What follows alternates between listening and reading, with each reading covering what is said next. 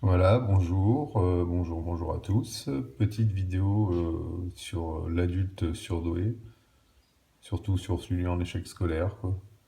On en parle beaucoup en ce moment, là, sur YouTube, à la radio, à la télé, on en écoute un peu parler. Il y a pas mal de livres qui s'écrivent, voilà, sur leur parcours assez atypique.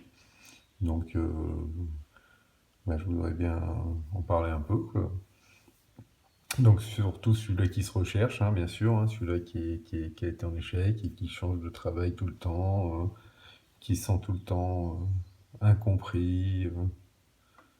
Enfin voilà, ouais, je pense que voilà, je pense que ça commence déjà dans la jeunesse.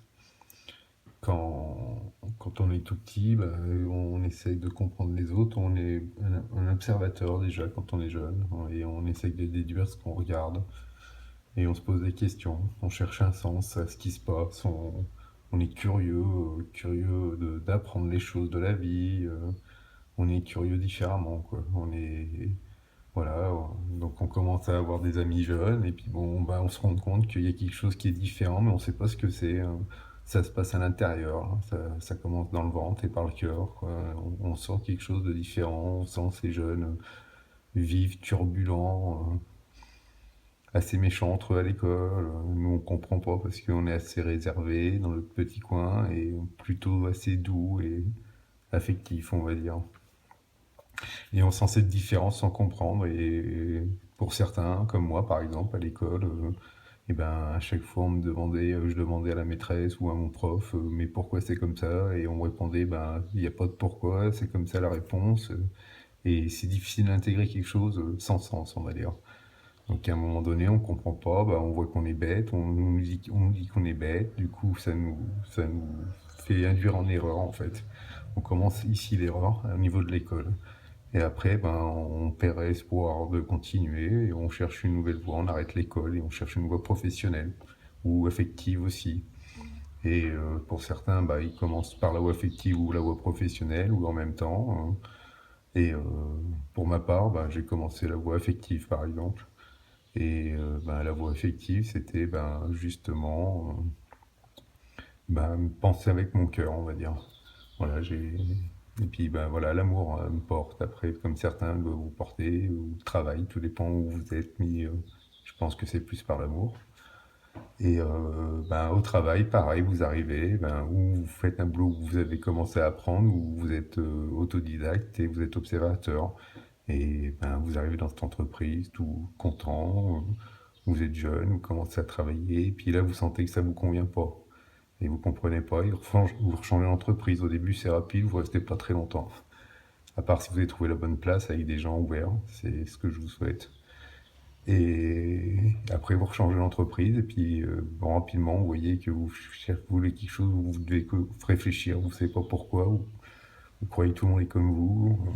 Alors vous cherchez un autre boulot et là vous vous investissez tout doucement, vous arrivez, vous êtes assez réservé, timide, vous observez pour apprendre, vous déduisez.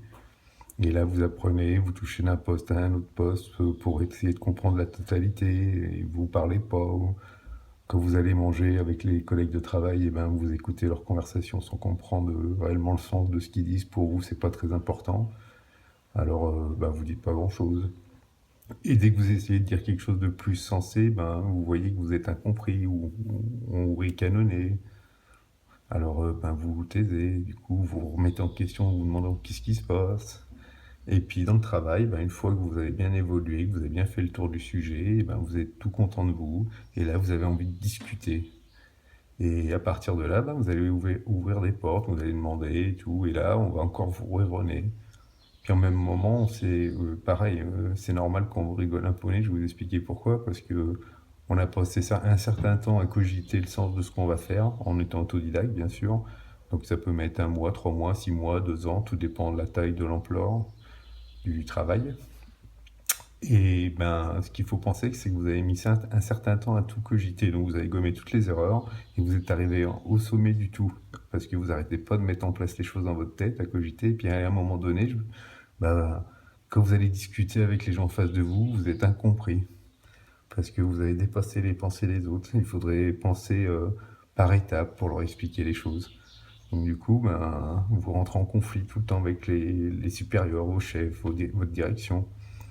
Alors du coup, ben, vous comprenez pas parce que vous êtes sûr de vous et du coup, ça vous vexe, on va dire. Vous êtes incompris, vous vous refermez du coup et vous comprenez pas. Alors à un moment donné, ça vous décourage, quoi. Et voilà, et après, il y a beaucoup de choses aussi sur l'amour que j'aimerais bien parler, sur les ressentis, l'empathie, tout ce qui va avec. Ben, je vous souhaite à bientôt pour une prochaine vidéo. Bye.